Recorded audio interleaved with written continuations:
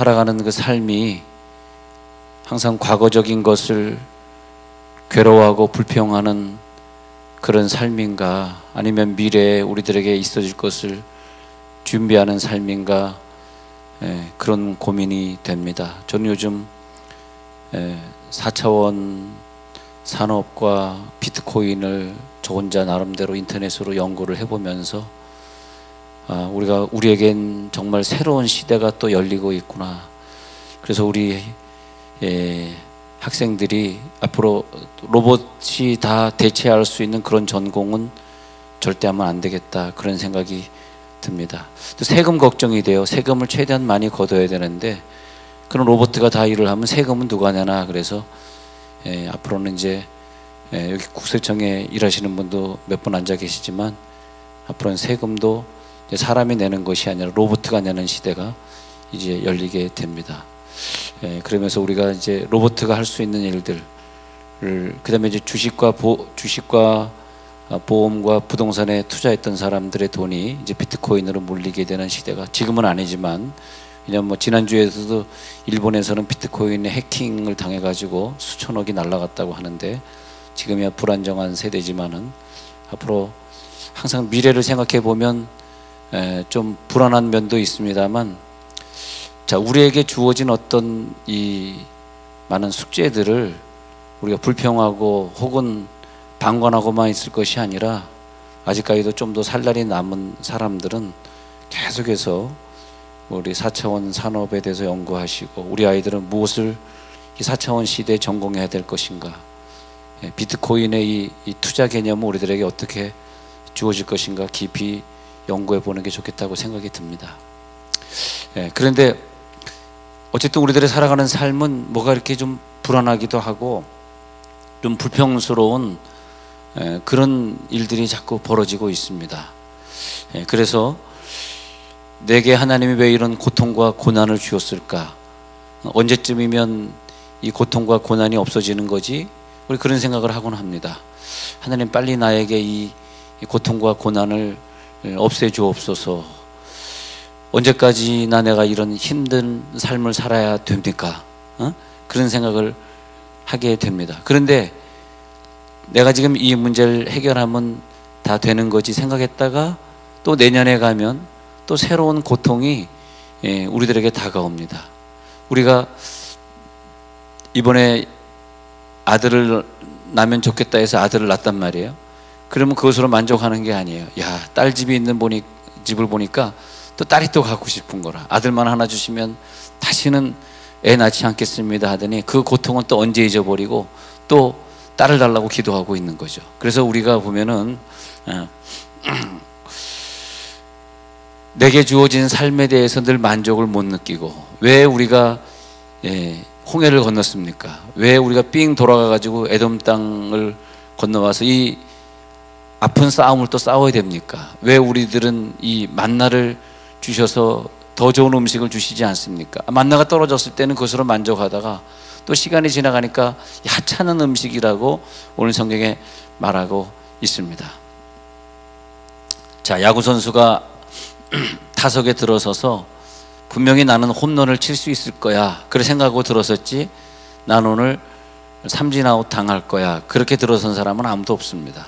분명히 나는 최소한 2루타는 칠 수 있어, 난 안타를 칠 거야, 그리고 들어섰는데 던지는 투수는 또 난 분명히 쟤를 삼진아웃 시키고 말 거야, 난 자신이 있어.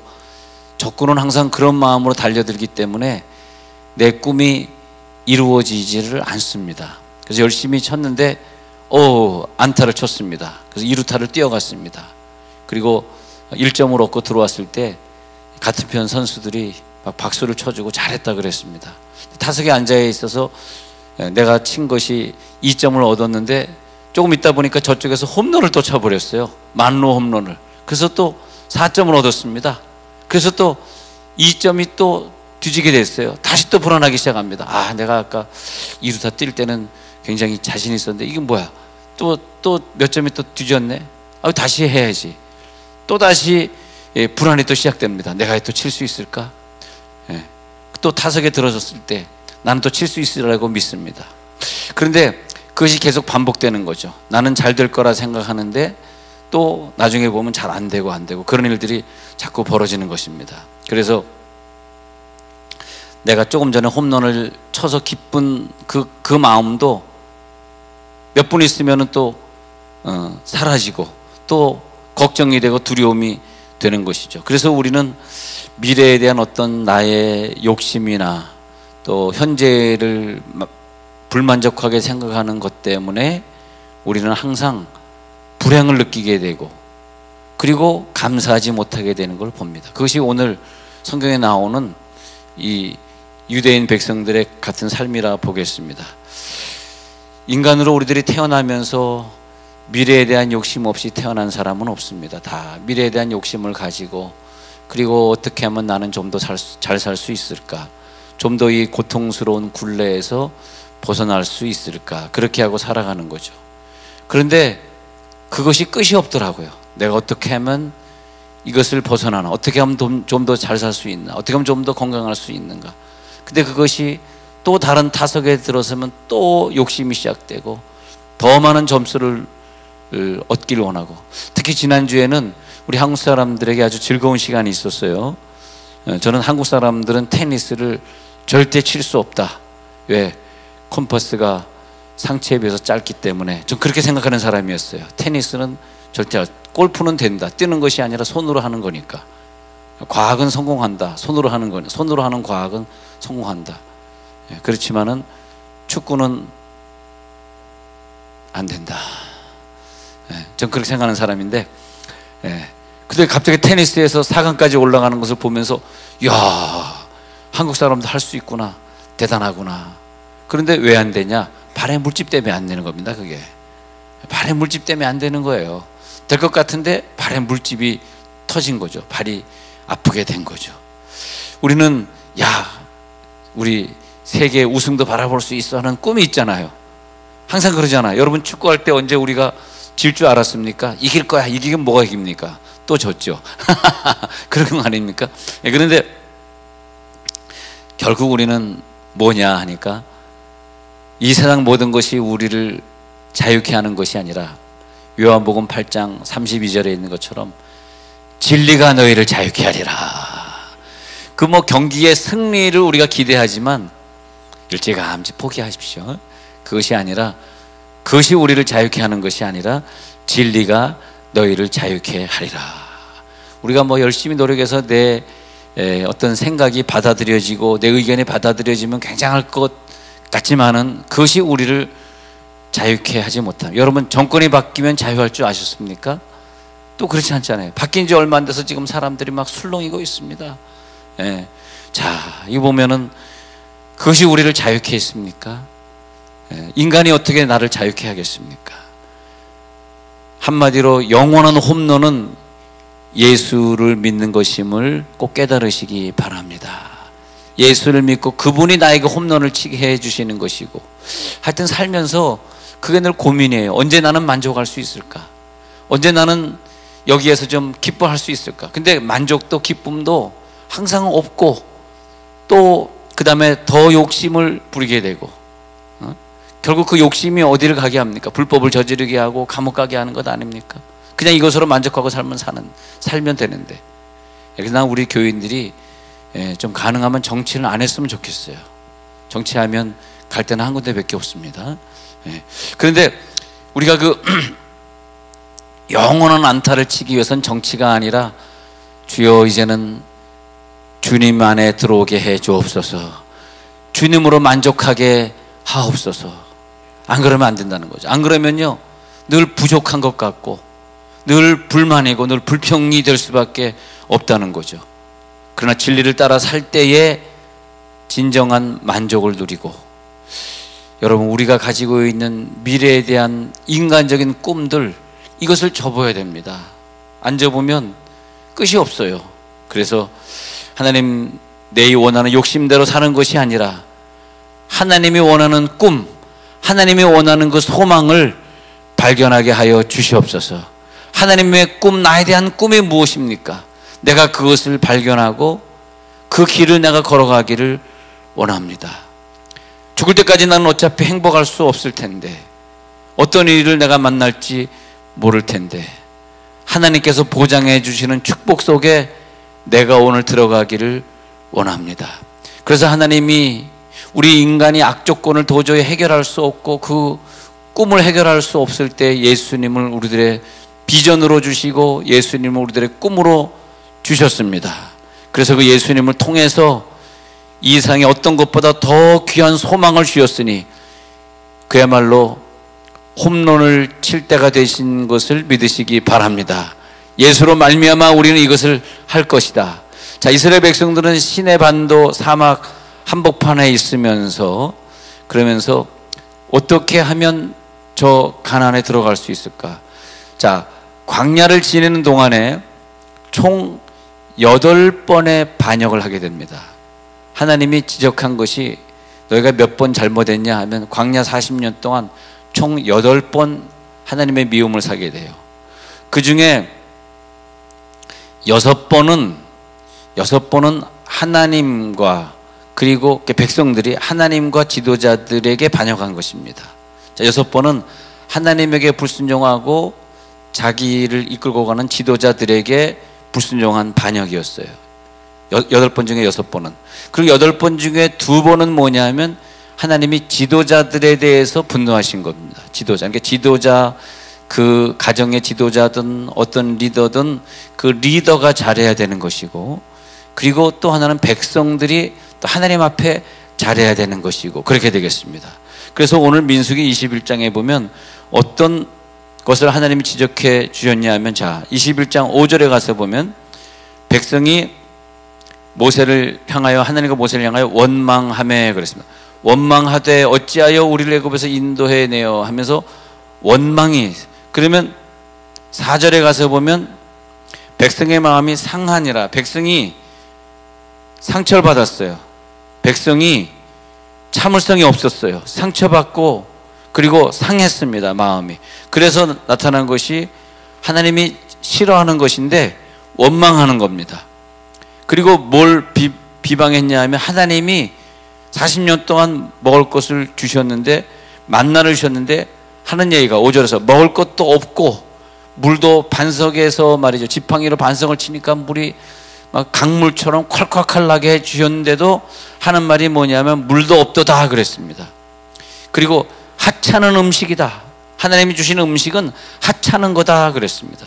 그랬더니 어떻게 됐어요? 6절에서 하나님이 불뱀들을 백성 중에 보내셨습니다. 그리고 백성을 물게 하십니다.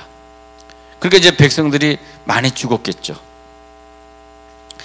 그러니까 사람들이 막 병을 앓다가 죽어나가니까, 그런 다음에 백성이 모세에게 말합니다. 아이고, 우리가 지금 너무 많은 사람이 온몸에 독이 퍼져서 죽고 있습니다. 모세요, 우리가 당신을 향하여, 하나님을 향하여 원망함으로 범죄하여 싸우니. 자, 회개가 들어갑니다. 그리고 여호와께 기도하여 이 뱀들을 우리에게서 떠나가게 하소서, 그렇게 말합니다.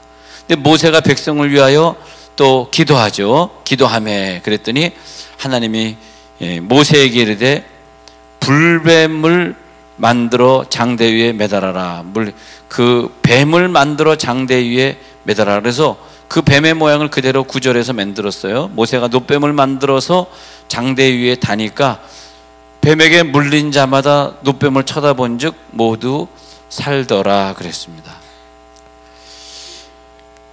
우리는 그 히브리 민족이 아니기 때문에 이 숫자 잘 모르는데, 헬라어로 게마트리아라는 말인데, 게마트리아는 뭐냐면 어떤 그 히브리어나 헬라어는 그 숫가가 있습니다. 숫가. 그래서 각 알파벳마다 1이냐 2냐 3이냐 아니면 10이냐 20이냐 30이냐 이런 숫가가 있어요. 그 숫가가 있는데, 뱀이라고 하는 것은 나하시라 그러고, 메시아라고 하는, 메시아는 나하시라는 단어와 메시아라는 단어가 있는데, 나하시라는 그 히브리어를 숫가를 전부 계산해 보면 358입니다. 358. 잘 잘 적어 놓으셔야 돼요. 잊어버리면 안 됩니다. 358이 나와요. 자, 다시 말하면 창세기 15장 2절에서 야, 너에게 아들을 주리라. 그러니까 아브라함이 나는 무자합니다. 나에게 아들이 있다면 집에서 기르는 엘리에셀 뿐이니이다. 그런 말이에요. 창세기 15장에서 엘리에셀 뿐입니다. 그럼 엘리에셀이라고 하는 히브리어를 쭉 열거해 놓고 그 숫가를 따져보니까 몇 명이 나옵니다. 그 몇 명이 나오는데 318이라는 단어가 318인데 그 몇 명이냐 318이 뭐냐 하니까 창세기 14장 14절에서 집에서 길리온 자 318인을 데리고 연합군과 싸우러 갔다 그럽니다. 우리는 그것을 우연이라고 볼지 모르지만 히브리 사람들은 그 히브리어에 나타나는 어떤 숨어있는 뜻도 의미도 중요하지만 숫가를 항상 계산합니다. 숫가. 그 숫가에서 중요한 것이 계시록에 나오는 666인데 666이라고 그들이 표현했지만 그 당시에 666은 네로 황제란 그 숫가를 히브리어로 풀어서 봤을 때 네로 황제, 그 당시에 이스라엘 백성들을 잡으면 막 죽이던 그 네로 황제를 전부 숫가로 따져보면 666입니다. 그래서 666이라고 하는 것은 그 당시에 네로 황제 그러면 잡혀가니까 네로 황제를 암시하는 뜻으로 666이라고 쓴 것이죠. 그리고 그것은 마귀의 숫자가 또 되는 것이고요. 그런 것처럼 엘리에셀이다 그러더니 318입니다. 내 집에서 길리온 자는 318입니다. 창세기 14장 14절에서 집에서 길리온 자 318인을 데리고 나가서 싸우지 않습니까? 그러면 다빈치 코드라는 영화에서 그 어떤 단어를 보면서 풀 때 숫자 값으로 풀지 않습니까? 근데 특별히 그런 걸 좋아하는 히브리 민족이 어떤 민족이냐면 좀 영성하는 그런 민족들이 있습니다. 그래서 영성이란 책을 읽고 영성의 깊은 세계를 추구하는 사람들이 전부 모든 걸 숫자로 풀어서 해결하는 경우들이 있습니다. 그런데 메시아의 숫가와 뱀이란 나앗이라는 숫가가 똑같아요. 그래서 우리는 그것을 모르고 왜 이렇게 뱀을 갖다가 매달라 그랬지? 이해를 못하겠어. 왜 뱀을 쳐다본 적 살더라? 우리는 그 히브리 민족의 사상을 이해하지 못하면 계속 우리는 궁금해하고 또 주고받는 질문과 대답도 우문과 우답으로 끝날 수밖에 없어요. 그래서 그 숫가를 따져보면 정확히 메시아와 나하시라는 뱀이라는 단어가 358입니다. 358. 그러니까 히브리 사람들이 볼 때는 358을 매달아라 이렇게 된 거예요. 그러니까 뱀을 매달아라로 보지만 우리는 뱀을 매달아로 번역했지만 히브리 사람들은 358을 매달아라. 그러니까 이 사람들은 뭘 쳐다봤냐 하면 뱀을 쳐다본 것이 아니라 메시아를 쳐다본 거죠. 그래서 메시아가 358이니까 그러니까 숫자가 같으면 같은 단어다 이렇게 보는 거죠. 숫자가 같으면 그걸 갖다 뭐라 그런다? 헬라어에서 말하는 게마트리아. 그래서 숫자 외에 뭐 7은 완전 수고 6은 뭐 마귀 숫자고 뭐 인간 숫자고 뭐 그런 거 있지 않습니까? 그런 걸 말하는 거예요. 게마트리아. 그래서 그 영성하는 분들이 그 게마트리아를 많이 연구를 하고 있습니다. 그래서 쳐다본즉 살더라. 쳐다본즉 모두 살더라. 구절을 보니까요. 그 메시아를 쳐다보기만 하면 모두 살더라. 얼마나 감사합니까? 우리는 다 뭐 때문에 왜 이렇게밖에 안 주십니까? 좀 돈을 좀 더 주시지요. 왜 우리가 이것만 먹습니까? 좀 더 먹게 해주시지요. 아들 하나 더 주시지요. 우리 있는 것 때문에 먹고 살기에 부족한 것이 아니라 욕심을 내는 거예요. 우리가 아유 이거 하찮은 음식 만나 말고 좀 더 주시지요. 이런단 말이에요. 그랬을 때 그 불평은 어느 영역 속에 여러분 사람에 대한 불평이든 환경에 대한 불평이든 하면 안 되겠습니다. 우리가 어느 영역 속에 들어가냐 하니까 공중의 권세 잡은 자 마귀의 지배 영역 속에 나도 모르는 사이에 불평하는 사람은 들어가 버리는 거예요. 그럼 마귀의 영역 속에 들어가 버리면 우리가 그 어떤 재난이나 아픔 속에서 우리가 나올 수가 없어요. 거기에 들어가 버리면 계속 우리가 그런 재난을 만나는 거예요. 어려움을 만나는 거예요. 마귀의 영역 속에. 예를 들어서 우리나라가 창조주 하나님을 다시 찾고 온 나라가 하나님을 예배하고 우리의 잘못된 것 동서는 동서대로, 남북은 남북대로, 좌파 우파는 좌파 우파대로 서로 나누고 싸우지 말고 우리가 그저 하나가 되고 하나님 앞에 예배하자, 그렇게 하나가 되면 될 걸 자꾸 나눠서 싸우다 보면 뭐예요? 서로 비방하고 싸우면 우리는 나도 모르는 사이에 마귀의 지배 영역 속에 우리가 들어가는 거죠. 그래서 우리는 다른 거 없습니다. 그저 우리는 회개하는 거예요. 회개. 하나님 형제들을 미워한 것을 회개합니다. 우리가 하나가 되지 못한 것을 회개합니다. 예? 예. 그래서 마귀의 영역 속에 들어가면 그 다음에는 어떻게 돼? 불뱀에게 물리는 거죠. 불뱀은 불뱀을 할 때는 그것이 이제 358이라는 수까지만은 불뱀을 말할 때는 또 뱀이 되는 것이고, 또 쳐다보라 할 때는 또 메시아가 되는 것이고, 그런 부분이 있는데 사람들이 죄와 어둠을 더 사랑하게 돼요. 욕심을 내면일수록 죄를 더 사랑합니다. 가난할 땐 죄를 안 짓던 사람이, 성공하지 못할 땐 죄를 안 짓던 사람이 성공하니까 죄를 짓게 되고, 성공하니까 욕심을 부리게 되고, 그러면서 점점점 더 어둠의 세력으로 들어갈 때 우리를 그 죄와 어둠과 잘못된 습관과 미움에서 끊어주실 분은 예수님밖에 없음을 믿으시기 바랍니다. 쳐다본 즉 모두 살더라, 구원의 능력을 누릴지어다. 이 구절을 가지고 요한복음 3장에 니고데모가 예수님을 찾아와요.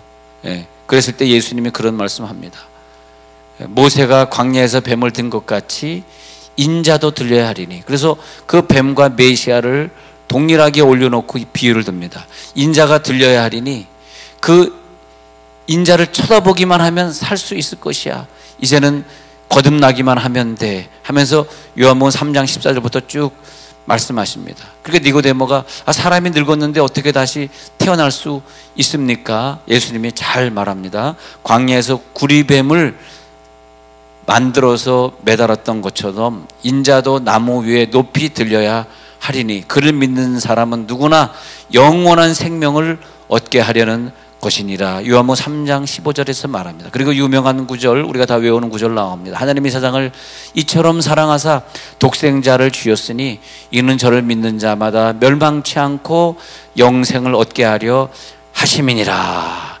이제 예수를 영접하라. 예수를 영접하는 길밖에 없다.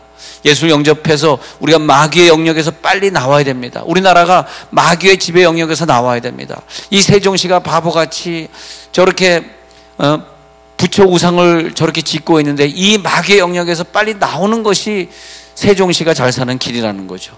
하나님, 이제는 우리가 이것을 회개하겠습니다. 우상 숭배한 우리나라에 오랫동안 우상 숭배했던 것들을 회개하겠습니다. 고려시대 때 물려받은 이 우상을 우리들이 타파하겠습니다.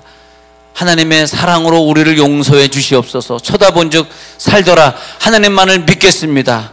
하나님을 향해서 살겠습니다. 하나님의 꿈이 내 꿈이 되겠습니다. 오늘 그렇게 기도해야 됩니다. 하나님, 우리를 도와주옵소서. 이 나라를 도와주옵소서. 이 세종시를 도와주옵소서. 우리가 하나님 중심으로 하나가 되게 하시고 예수를 다 마음에 품고 회개하고 예수를 믿고, 그리고 지난날의 모든 것을 회개하고 사랑으로 화합하면서 하나님이 우리를 준비한 영원한 천국으로 가기 위하여서 천국을 준비하는 나라, 천국을 준비하는 교회가 되게 해 주옵소서. 하나님이 우리 교회를, 이 온누리 교회를 세종에 세우셔서 온누리 교회 다니지 않는 분도 온누리 교회가 있음을 감사하더라고요. 기도하는 교회, 그리고 온 교우들이 모여서 이번 화요일에도 전 세종 식구들이 우리 교회에 모여서 기도회를 합니다마는, 그리고 나라를 위해 기도할 수 있는 교회를 세종해 주셨다는 것이 우리 교회를 안 다니더라도 그들은 감사하고 있더라고요. 얼마나 감사합니까?